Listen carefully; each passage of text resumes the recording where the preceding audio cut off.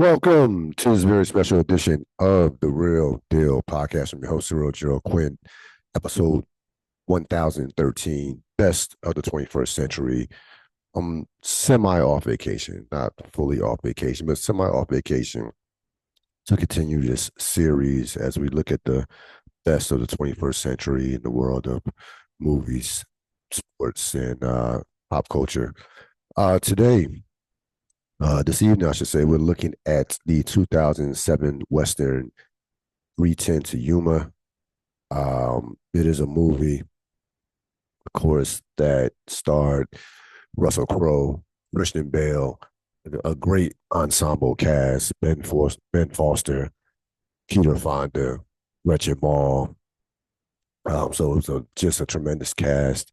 Really, it was the return. It came out during a time where, frankly, the Western outside of, say, Deadwood on HBO was really a, a dead genre in the movie industry.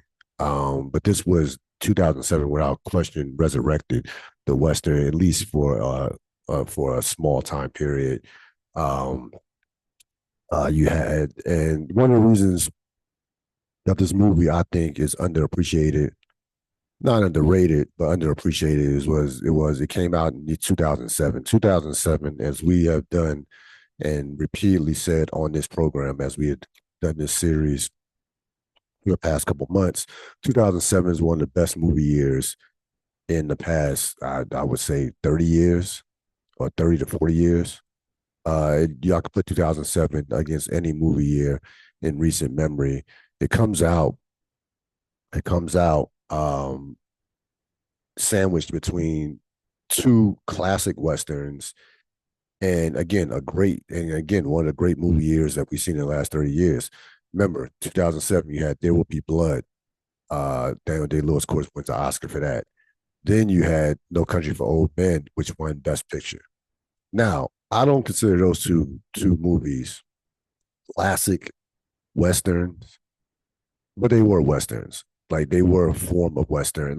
I'll give you There Will Be Blood. No Country for Old Men. I don't put that in the. I didn't consider that a western. No Country for Old Men. I know it's shot, supposedly shot in Texas and what have you. I don't consider that to be a class. I didn't think of that as a western, but it is considered a western. But anyway, those two movies really caused 310 to Yuma to be underappreciated and not get the kind of recognition that it just so deserves. This was a beautifully shot movie. It was a absolutely well directed movie. James Mangold, who has made of course, Copland, Girl Interrupted, did Logan, Ford versus Ferrari, Ferrari versus Ford. So he's worked with Christian Bale a few times. He directs this, written stories based off a James Elroy novel. James Elroy novel. So this movie really centered around two characters that a guy in Christian Bale, Dan Evans, and of course the charismatic but even equally as deadly Ben Wade. A couple of themes in this movie, I would say redemption and desperation. Now, let's go to the Russell Crowe part of this. Russell Crowe, who played Ben Wade. Ben Wade, of course, to give you a small synopsis of the movie, Ben Wade, Christian Bale's character, Dan Evans, is a family man, two kids. His land is about to be taken. He's broke. He's in debt. They set fire to his barn, which almost kills his horses. But his land is about to be taken because, frankly, the land would be worth more without him than him owning it. Again, he's in debt. He's a former U.S. Army sharpshooter, so he has some history from that standpoint. This guy just is absolutely is at his, and he is the absolute epitome of the theme of desperation. This guy is at his breaking. He is clearly at his breaking point. He is looked down upon on by his oldest son. His oldest son, who ironically idolizes the Ben Wade character, Russell Crowe, of course, played by Russell Crowe, the Ben Wade character, who was a legendary who at that time during in this movie was a legendary outlaw, stole hundreds of thousands of dollars in terms of just a legendary thief, and who led a just one of the more deadly gangs during that particular time. Not based off a true story, but in this movie. So you have your son idolizing this guy. You have your wife, who he even says does not look at him like a man. His wife was played by Gretchen Mol. So he's done. He is completely at his wits' end. He takes on this suicide mission of putting of they capture Ben Wade, and he's determined. He's offered $200. He wants $2,200, $2,000. I think it was $2,000 to put Ben Wade on the 310 Yuma train to where he'll be tried and convicted and probably would have been hanged for all his crimes. So again, takes on this suicide mission, and again, this is a guy who just feels less than a man. Like this, you have no money, and your son, not the youngest, but your oldest son doesn't hate your guts, but doesn't look at you as a real man, as a looks down upon you as a father. And we see this in one of the scenes where they burn the barn because as a warning to you basically have a week to pay up, and his son of course saves the horses, and his dad, he says, tells his son basically, I'll fix it. I'll do something about this. And his son says, no, you won't. And at that point, his son was right. Like this guy, again, we know from this guy's past in terms of being a U.S. Army sharpshooter, and we know throughout the actions of this movie that this guy is not a punk. He's not anybody's bitch. So we find out that. But at that point in the movie, he was at his weakest, definitely at his weakest.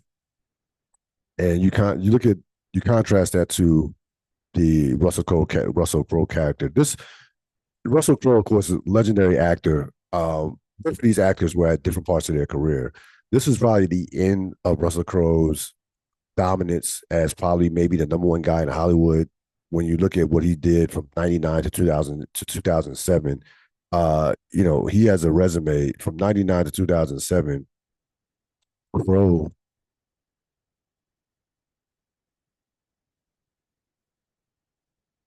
and this is not even counting. This is not even counting. This is not even counting L.A. Confidential. He's in The Insider.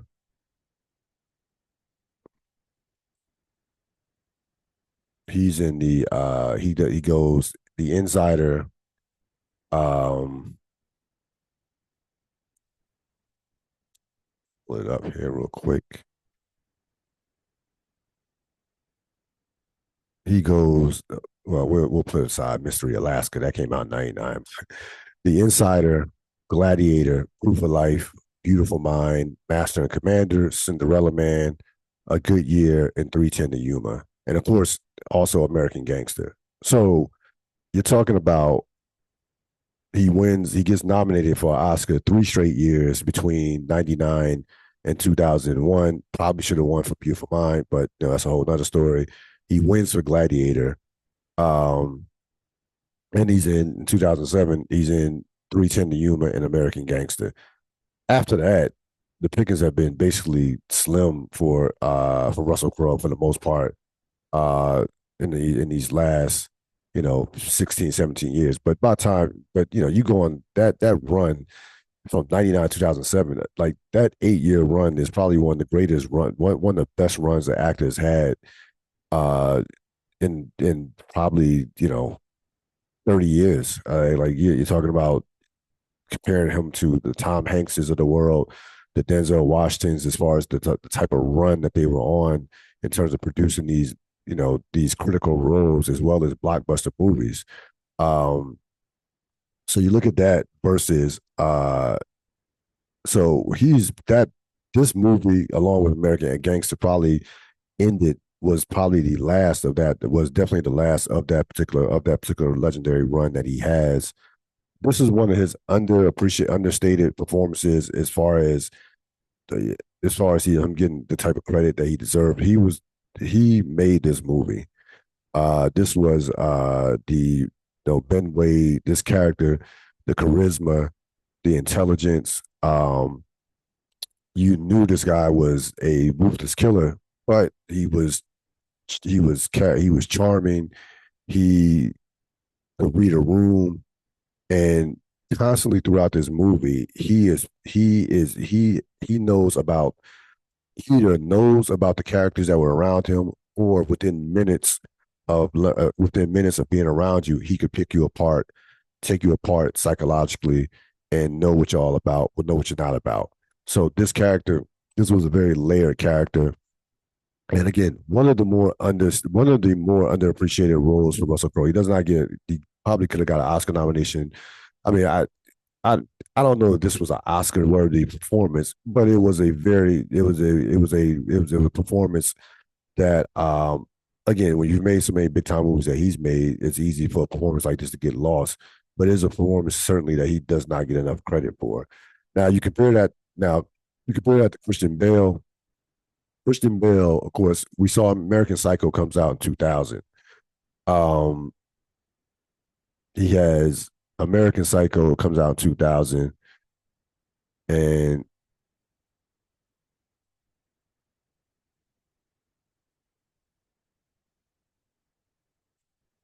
he's in the midst of playing Batman. But this kind of revitalized his career because he was in a bit of a I would say 2000 uh 2000 American Psycho. That is his breakout performance, his breakout movie in 2000. Shaft Shaft was horrible. The movie was horrible, but his performance, he was very good, and he was excellent in that. But then kind of went through a stretch. Captain Corell's Mandolin, that Nicholas Cage, that bullshit. Laurel Canyon, Rain of Fire, Equilibrium. The Machinist is very good. Then of course you come out, uh, Harsh Times, and then of course Batman Begins starts yes, Batman Begins, the Rescue Dawn, the Prestige.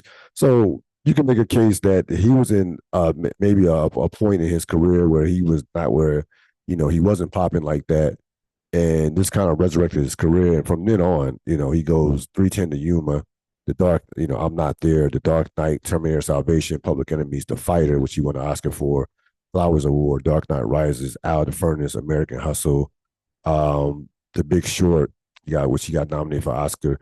So this really, they're at different parts of their careers, and coming out with this in terms of where they were at different parts of their careers.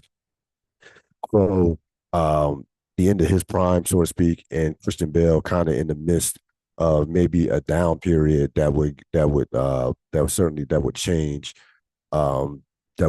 with this movie and moving forward.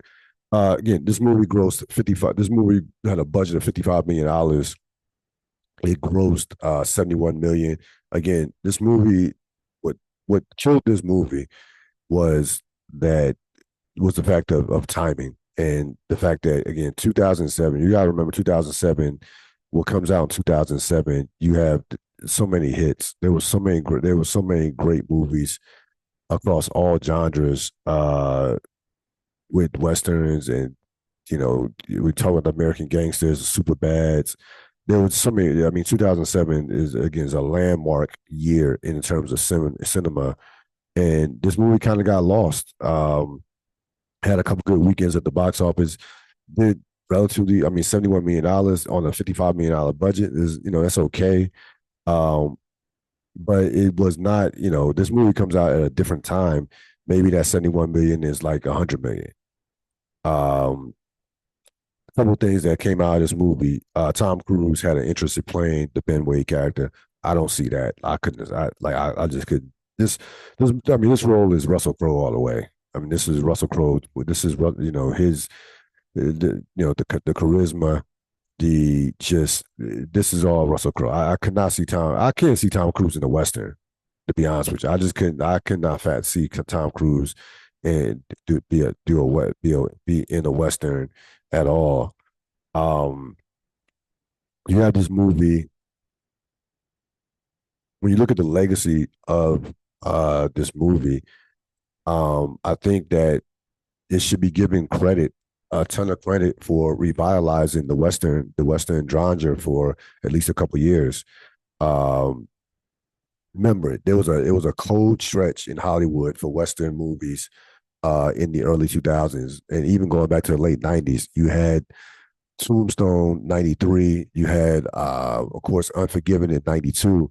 Outside of that, there was a dead period for about at least 15, for about at least uh, 10 to 15 years before this comes out. Then you have, of course, No Country for Old Men. Then you have, of course, There Will Be Blood in Appaloosa.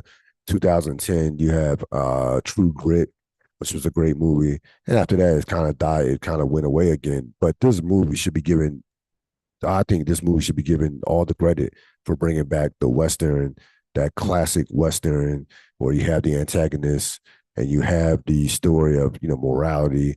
You have a guy down on his luck who's a family man, and you have redemption with the character, with Russell Crowe's character in terms of Ben Wade. Ben Wade, of course, spoiler alert, if you haven't seen it, this movie is 18 years old, so I would recommend you see it. Seeing it is on Paramount Plus right now. But Ben Wade puts himself on the train. He kills his own gang in one of the best scenes of the movie. He basically kills his entire gang, including the Ben Foster, who was played Charlie Prince again. A great Foster performance as Charlie Prince. That guy, the perfect number two. Um, Probably not. Probably because you could probably see him leading the gang, but I don't know how long that would have lasted. But just a ruthless, cold blooded number two that he was. He takes out his whole gang and puts himself on the train to finish the job after of course, after Charlie Prince shot Dan Evans, Christian Bale's character, shot him dead. So, I'm not going to tell you that the Ben Wade character, like, deserves, that this guy was not an awful, horrible human being. He was. But there was a code, he kind of had some Omar Little in him. There was a code from a standpoint of what he stood for. Like, there was he appreciated I mean, you see in these two characters, there is an appreciation. It was a mutual respect between them as the movie goes along, especially for Ben Wade for Dan Evans. I mean, Dan Evans, he wants Dan Evans' family to get the $2,000. He wants him to complete the mission of putting him on that train. And, when you see his reaction as he knows that Charlie Prince is about to kill Dan Evans, like, says no. Remember, this is his number two guy. This is his gang. This is his gang that has spent the entire movie trying to break him out, uh, trying to break him out of being in the arms of the law and the authorities and the marshal and the Pinkerton, the lead Pinkerton, who was played by Peter Fonda. So he kills his own gang just out of just pure sheer principle and just wanting, out of the friendship and bond that he built up for the character, for Dan Evans, the character, for Christian Bale's character. Again, this movie, again, does not get anywhere near the credit that it does deserve. For me personally, in terms of if I'm ranking the westerns that I've seen in the last since in the last 30 years, I'll go from 90. Uh, I'll go from I think it's I think it's the best western. There Will Be Blood is a great movie. I love There Will Be Blood. I think that I would put this right there with There Will Be Blood. I'm not gonna say it's better, but I will put it's in the conversation. It really is. I think There Will Be Blood is probably is more like it's probably a better movie, but I think this movie is right there with it.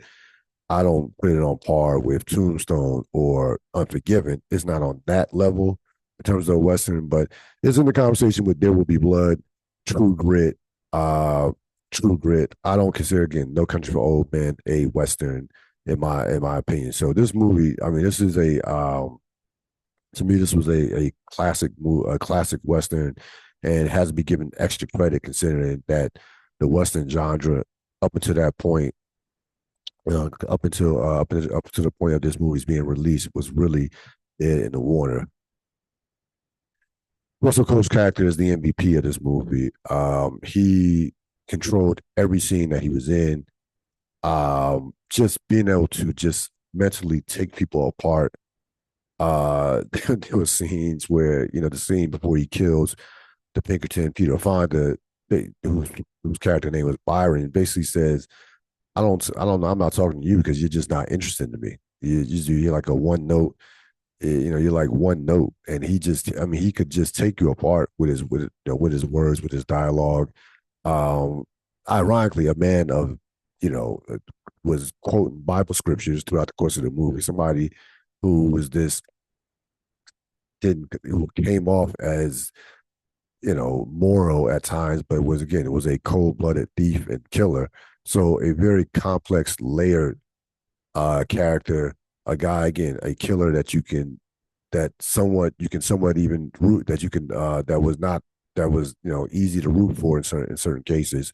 And Russell Crowe just pulls this off to a T. And again, I think the last great Russell Crowe, along with American Gangster. I think he was better in this than he was American Gangster. I think this is the last great Russell Crowe performance. To be perfectly honest with you, I think it was an Oscar worthy performance. Even though he didn't get nominated, he was that great in this movie. And again, there are not too many actors that could carry that would have had that type of charisma along with that type of presence that could pull that off in a Western. It's just not that many guys. To be perfectly honest with you, we talk about you think of the top actors at that point. I know Denzel. I only think Denzel, Tom Hanks. Who else? Who were the top guys in 2007? You look at the top actors in 2007. I think Russell Crowe is the only guy that could pull that off. That could pull this role off. To be honest with you, Tom Cruise certainly could pull this off. Could not pull this off. So again, I strongly recommend this movie. This is the latest chapter of our best of the 21st century, and it's not a coincidence. We've done three movies, and all three of them have been from 2007: American Gangster, There Will Be Blood, and now 310 to Yuma. That's going to wrap it up for this latest and special edition of the Ril Dil Podcast. Enjoy the rest of your evening, the rest of your week. So long.